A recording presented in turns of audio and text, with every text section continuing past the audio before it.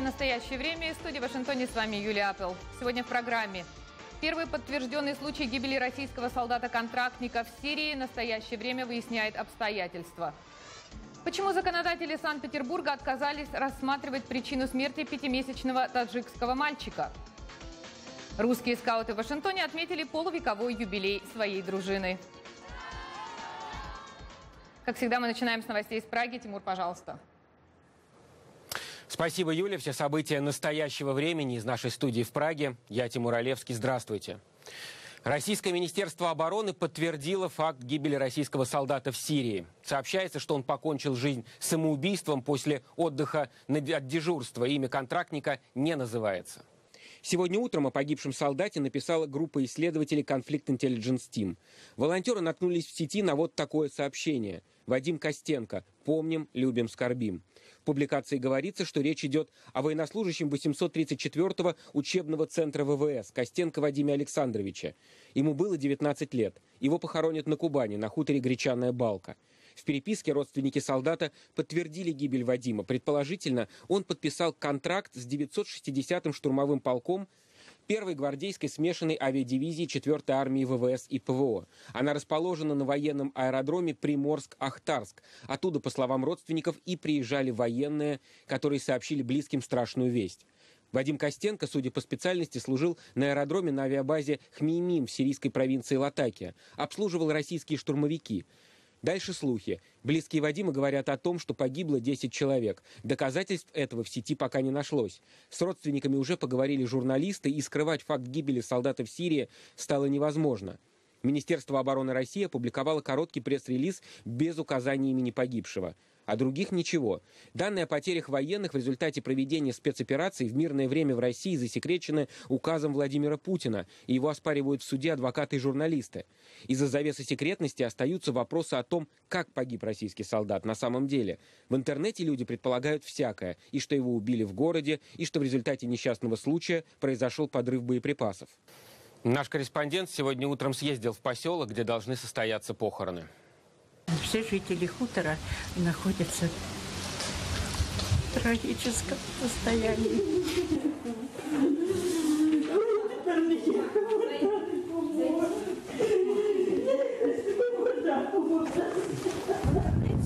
Нашли такие сводки о том, что был взрыв на авиагородке, которые строили наши русские войска.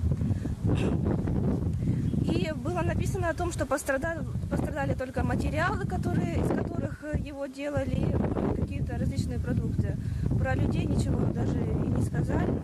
Я училась в одной школе вместе с погибшим. И он старше меня был на год.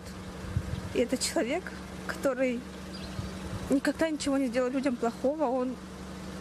Вот, не знаю, я себя сравнивала вместе с ним и думала, господи, это человек, у него не было врагов, он занимался спортом, всегда был активный, он ездил везде со всеми, куда он со всеми соглашался, он всегда помогал.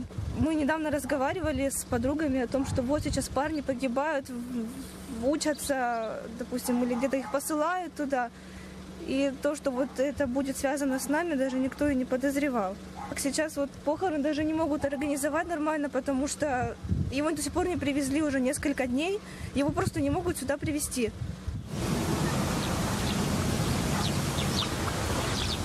Просто вот родители тоже в шоке, и им даже, скорее всего, не разрешат на него посмотреть. А, по-моему, это у него младшая сестра, которая сейчас просто...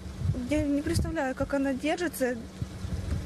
Родители хоронят своего сына. Кто точно не знает, никто. Говорят, еще двое в этом, Приморско-Ахтарске. А это все говорят. Ну, это сам отец говорил. Значит, у него есть какие-то сведения. Я слышал, что он и с удовольствием на контракт пошел. Да, с удовольствием пошел на контракт. Он служил в Ростове, потом перевелся в Приморско-Ахтарск и добровольно ушел. Ведомство Сергея Шойгу уже сообщило, что солдат совершил самоубийство из-за разлада в личных отношениях с девушкой на основе анализа его СМС. Основатель Conflict Intelligence Team Руслан Левиев общался с родственниками контрактника. Что они говорили о ссоре с девушкой? Когда вот солдаты уезжают в Сирию, у них очень плохая связь. То есть они практически не появляются в интернете, у них не получается по телефону часто звонить родственникам, близким. Это мы знаем еще от тех военнослужащих, которые вот в начале сентября их посылали в Сирию, и они уже успели вернуться. И они нам про это рассказывали. Поэтому как он мог, находясь в Сирии, попасть в разлад отношений со своей девушкой, я просто не представляю. Мы смотрели его профили в соцсетях, профили его девушки, и там видно, что когда он был в России, он часто ездил к своей девушке, виделся с ней, и там не намека на то, чтобы расставались или какая-то ссора была, наоборот, куча счастливых фотографий, где они вместе гуляют. Вообще никаких признаков ни в профилях его девушки, ни у него самого о том, что у них были какие-то проблемы. Поэтому не видно никаких подтверждений. В этих сообщениях видно, что родственники не верят в его суицид. Они говорят, что его убили якобы. Поэтому это очень острая такая вот стала тема для Министерства обороны. Видимо, поэтому они решили впервые прокомментировать. Гроб с телом Вадима Костенко сейчас находится в Моздоке, и расследование этого инцидента получит продолжение. В этом нет сомнений. А в Грозном продолжается процесс над 2 гражданами Украины, членами националистической организации УНА-УНСО, Станиславом Клыхом и Николаем Карпюком. Больше года они находились в российских СИЗО без связи с внешним миром и признались в том, что воевали за чеченских сепаратистов в 1994 и в 1995 году. Они признались и в том, что там воевал премьер-министр Украины Арсений Яценюк, но сейчас от показаний отказались и рассказали о чудовищных пытках. За процессом в Грозном следит наша коллега Елена Романова. К сожалению, сегодня оба подсудимые столкнулись с определенными сложностями, поскольку все их попытки рассказать присяжным о том, что в течение года из них выбивали нужные показания под пытками, не увенчались успехом. Судья регулярно прерывал выступление и требовал, чтобы эти показания не были учтены присяжными заседателями. Да, безусловно, мы присяжные намекнули на то, что показания, которые давали Карпюку на следствие, они давались не просто так. Присяжные это услышали, они это запомнят. А дальше вопрос в том, кому они поверят. Единственным аргументом обвинения являются показания другого украинца Малафеева, который вдруг неожиданно вспомнил, что 20 лет назад видел Карпюка и Клыха, а также Арсения Яценюка и Дмитрия Яроша в составе бойцов, в составе отрядов, которые выступали против федеральных сил. Адвокаты, напомню еще раз, выступают за то, чтобы признать полностью невиновными обоих украинцев и отпустить их на свободу. В Украине тем временем завершились местные выборы. Что думают об итогах избирательной кампании в Вашингтоне, узнаем прямо сейчас. Юля. Спасибо, Тимур. Белый дом и Госдепартамент США поздравили народ Украины с проведением выборов и отметили, что они прошли в условиях сложной экономической ситуации и действий России, в том числе оккупации Крыма. Однако в целом отразили волеизъявления украинских граждан. В заявлениях также говорится, что США продолжит наблюдение за выборами в ходе 2-го раунда, в том числе в Мариуполе и в других местах, где голосование не состоялось. Исследовательская группа Bellingcat провела анализ видео бомбардировок в Сирии, опубликованных Министерством обороны России. Вывод экспертов: подавляющее большинство российских авиаударов было нанесено по группам, которые не связаны с ИГИЛ, но представляют угрозу сирийскому режиму и его лидеру Башару Асаду. Тем временем Сирийская национальная коалиция, главная оппозиционная группировка, которую поддерживает Запад, попросила ООН о защите от российских авиаударов. По словам представителя коалиции Наджиба Гадбана, российская интервенция в Сирии лишь устраняет силу умеренной оппозиции и помогает президенту Башару Асаду, который ведет войну с мирным населением. Москва на протяжении всей своей сирийской кампании заявляла, что ее авиаудары направлены против террористических экстремистских группировок. Однако в письме, направленном в Совет безопасности ООН в понедельник, Гадбан написал, что с момента начала кампании 30 сентября российские военные нанесли более 297 воздушных ударов. Ссылаясь на данные спасателей сирийских служб гражданской обороны, он утверждает, что за это время были убиты более 436 мирных жителей, и более половины этих случаев гибели мирного населения напрямую связываются с российскими воздушными ударами. Между тем, в последние дни мировые СМИ передают противоречивую информацию о том, посещали ли представители оппозиционной организации «Сирийская свободная армия» Москву. Накануне замглавы МИДа России Михаил Богданов сообщил, что представители сирийской оппозиции регулярно приезжают в Москву и что Россия поддерживает с ними контакт. Однако уже во вторник представители 4 групп, связанных с Сирийской свободной армией, категорически опровергли эту информацию. Президент Обама рассматривает предложения своих советников по национальной безопасности об организации совместной работы спецназа США с умеренными сирийскими повстанцами. Об этом сообщает газета «Вашингтон-Пост». Издание пишет со ссылкой на анонимные источники, что эти предложения свидетельствуют о растущем недовольстве Белого дома ходом борьбы с исламским государством. Тем временем в Пентагоне отвергли связь снижения числа американских авиаударов в Сирии с действиями России в этой стране. По словам пресс-секретаря военного ведомства Джеффа Дэвиса, США просто изучают информацию, чтобы понять, где находятся цели, по которым они могут ударить, не затронув гражданское население. И министр обороны США Эштон Картер, выступая во вторник в Сенатском комитете по вооруженным силам, сообщил, что Пентагон намерен усилить давление на позиции ИГИЛ вблизи сирийского города Рака и иракского Рамади. Он добавил, что США будут продолжать оказывать поддержку иракским силам безопасности и что действия России в Сирии не повлияют на стратегию действий США и их союзников. На экстренном саммите по миграционному кризису на Балканах лидеры Евросоюза договорились о создании дополнительно 100 тысяч мест в центрах по приему беженцев. Тем временем тысячи человек застряли на Балканах по пути в страны Западной Европы, в частности в Германию и Швецию.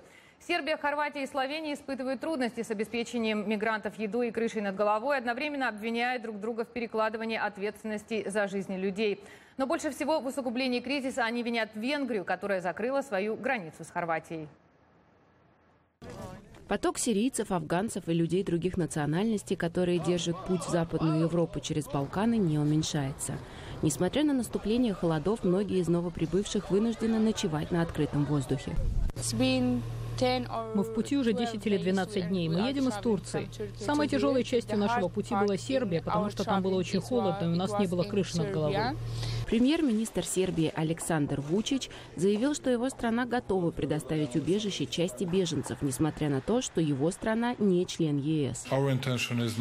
В наши цели не входит строительство новых стен и заграждений. Мы ищем всеобъемлющее решение. Мы готовы обсуждать проблемы и преодолевать препятствия. Премьер-министр Венгрии Виктор Орбан не извиняется за решение властей своей страны возвести пограничное заграждение.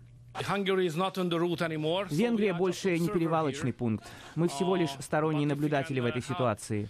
Если мы можем чем-то помочь нашим соседям, мы готовы. Большинство мигрантов бегут от насилия в Сирии. Какова цель нашей поездки? У нас одна цель – убежать от этой ужасной войны и построить мирную жизнь. Путь большинства сирийцев начинается в Турции. Однако представители Анкары не присутствовали на встрече в Брюсселе.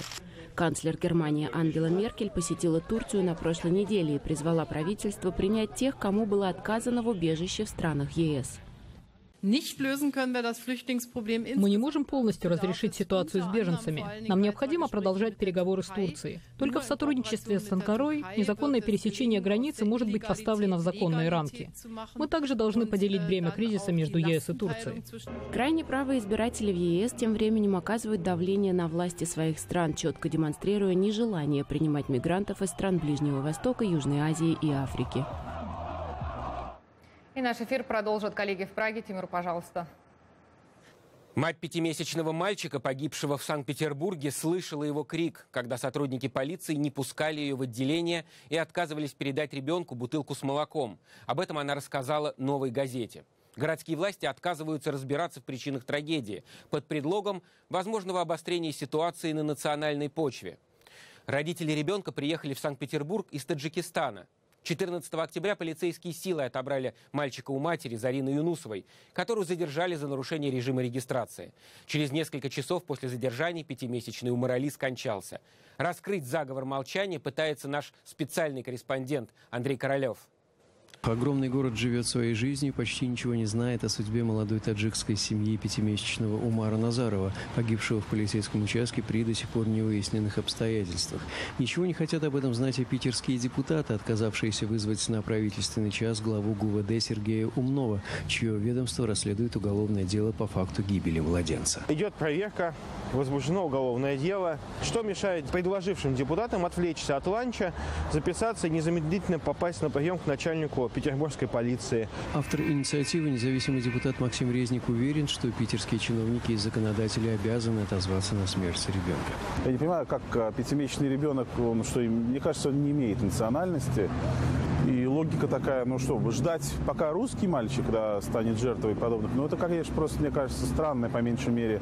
До сих пор официальных заключений ждут и в аппарате детского омбудсмена, где заявляют, что не готовы комментировать ситуацию из-за недостаточной изученности вопроса. Мы запросили всю информацию, которая с этим связана, по каким основаниям и кто именно изымал ребенка, и вследствие чего наступила смерть. Нужно, чтобы свою работу выполняли те, в чьи компетенции это относится. Лишь немногочисленные питерские правозащитники выходят на спорадические пикеты, на которые, кажется, никто не обращает внимания.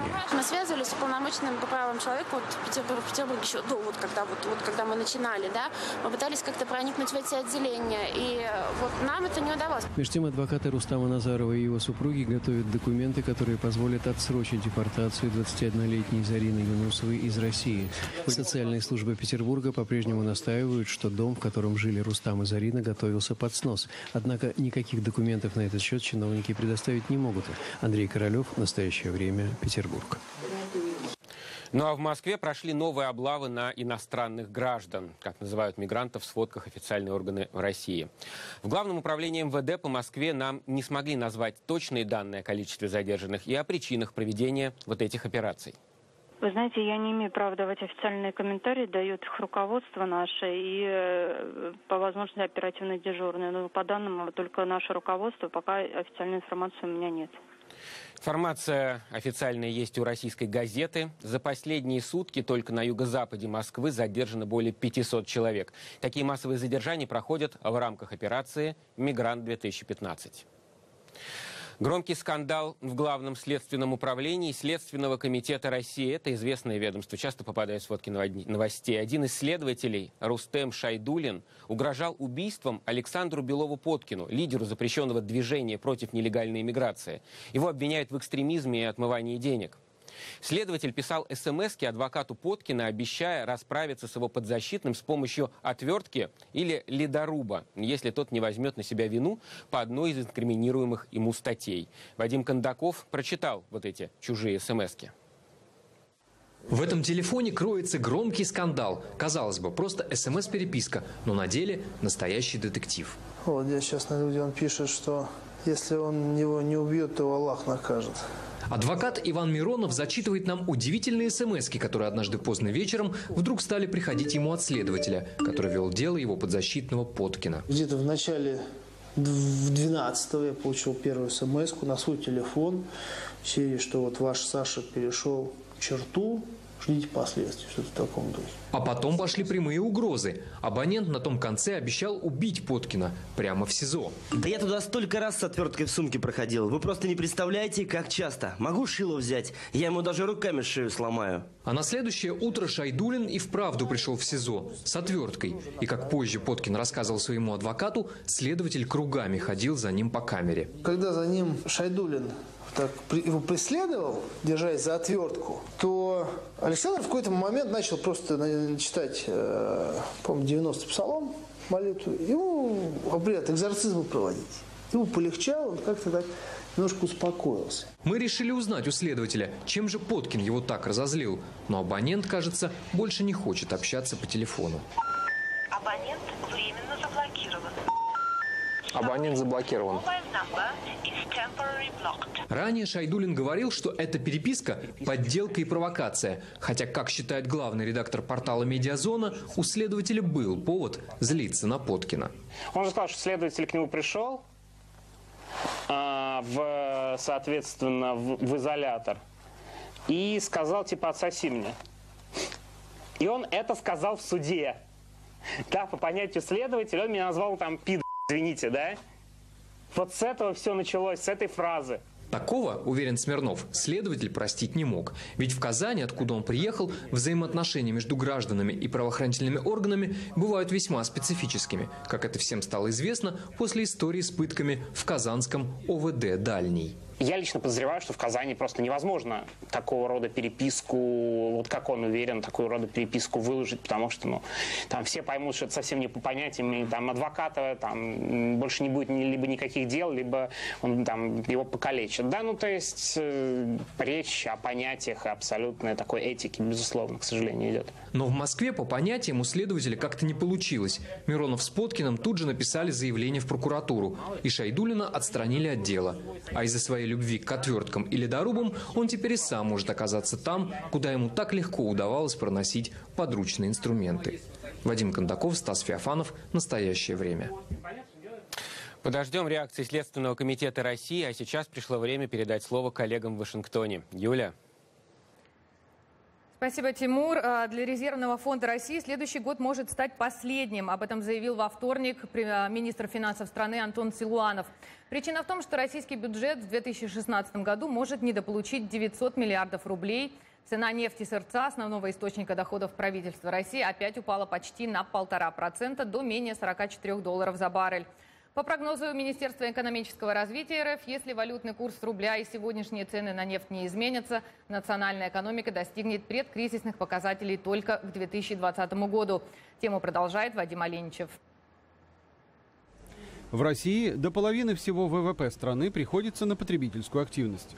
Национальная экономика очень сильно зависит от импорта потребительских товаров. Однако импортные поставки в течение года упали почти вдвое.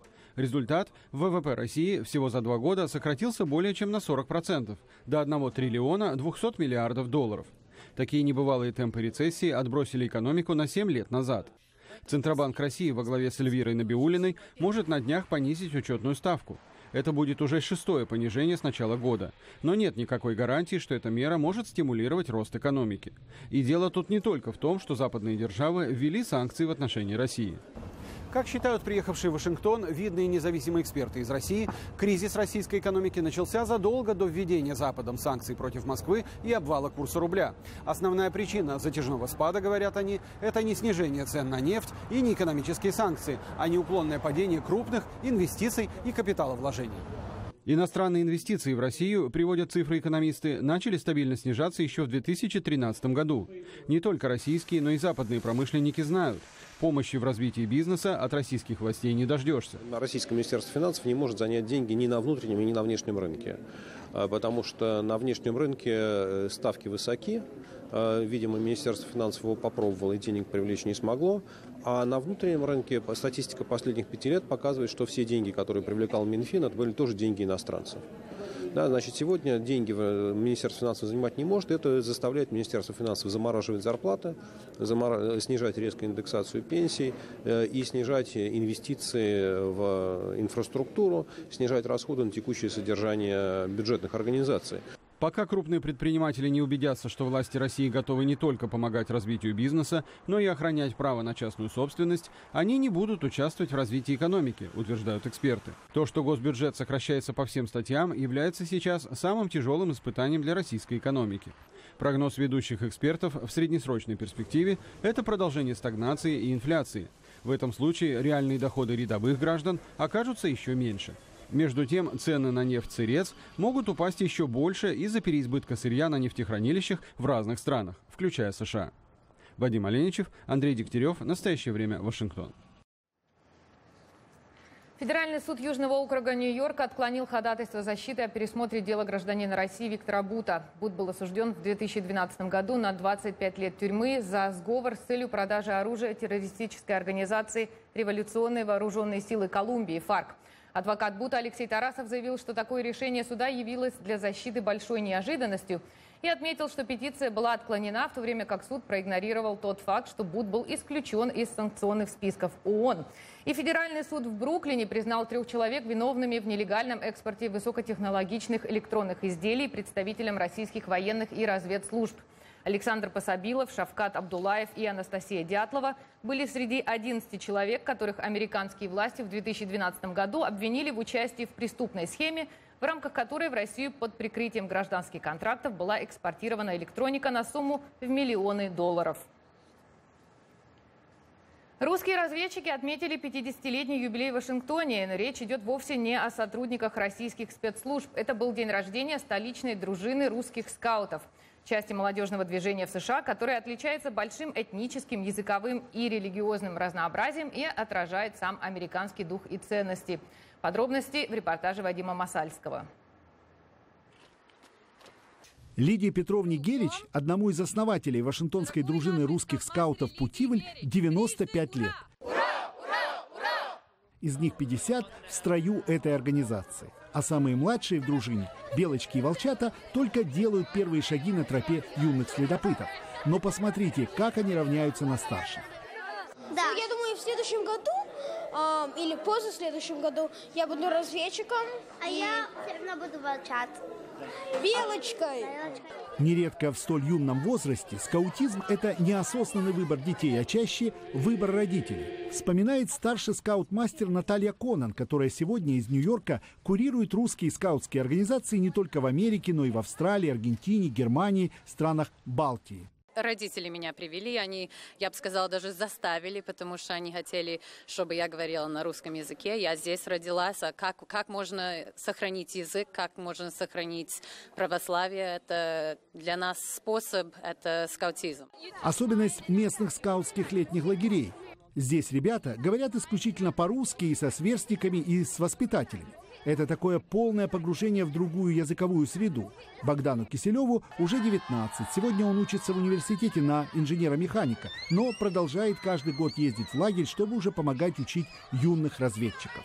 В лагерях, самое интересное, это получается, мы отключаемся от самого мира. У нас нету ни телефонов, ни электричества, и хоть мы живем посреди леса. Каждое лето вашингтонские скауты отправляются в девственные горные леса Западной Вирджинии. Каким же должен быть скаут-разведчик, чтобы выжить в этих местах, где несколько веков назад выживали американские пионеры? Очень смелым, надо быть очень ловким, потому что в лесу там не знаешь что, надо веревки, палатки ставить, все такое. Надо быть выносливым, потому что в походах очень температура другая и не знаешь, что случится, так что надо иметь очень много опыта. История скаутского движения, зародившегося в Британии, быстро распространившегося по всему миру, но сразу запрещенного в СССР, насчитывает уже более 100 лет. Увы, сегодня эта своего рода рыцарская организация выглядит довольно старомодной, а потому даже некоторые ветераны с тревогой задаются вопросом, есть ли у нее будущее. Знаете, у нас этот вопрос возникал каждые 10 лет. И каждые 10 лет мы думаем, что все, уже вот эти уйдут, и нас больше не будет. Но вот смотрите вокруг себя, сколько нас детей. У нас в лагерях теперь свыше 100 человек. А обычно бывало там 20, 30, 40, и с каждым годом у нас больше и больше.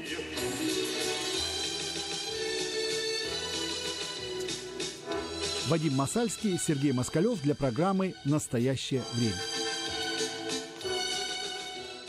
Напоследок о кофе. Для некоторых он неотъемлемая часть любого утра, для других способ взбодриться в конце рабочего дня.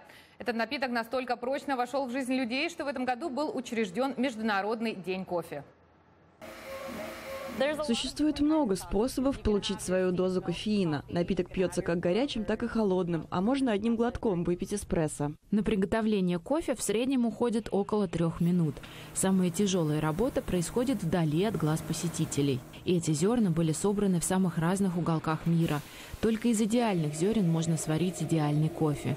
Секрет хорошего напитка лежит в понимании самого зерна. Существует много видов кофейных зерен и огромное количество поставщиков. Кофейня Swings Coffee обслуживает жителей и гостей столицы почти 100 лет. Для того, чтобы приготовить идеальную чашку кофе, они придерживаются своих высоких стандартов.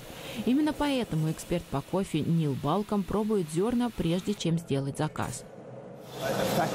Мы пытаемся выделить самый лучший сорт, а дальше понять, что содержит в себе его зерна. После этого мы представляем наш кофе на суд посетителей.